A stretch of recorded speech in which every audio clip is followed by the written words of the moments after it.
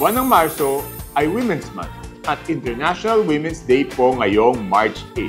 Kaya taus-puso po tayong bumabati sa mga kababaihan sa ating lungsod at sa buong mundo.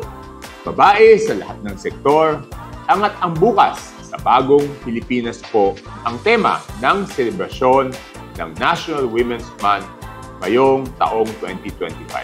Kaugnay nito, nais ko pong mabigyan ng pagkilala ang mga angat na kababaihan sa Navotas. Batiin po at ipagmalaki ang mga kababaihan na inyong tinitingala. Kasama ni Mayor John Ray at Vice Mayor Tito Sanchez, to be continued po nating susuportahan ng kaalaman at kakayanan ng mga kababaihan ng Navotas sa pagbukas ng mga oportunidad para sa kanilang personal na pag-unlad, mga plataforma para maipakita at ipagdiwang ang kanilang lakas, talino at mga kahanga-hangang gawa at sa pagtiyak sa kanilang pantay na karapatan.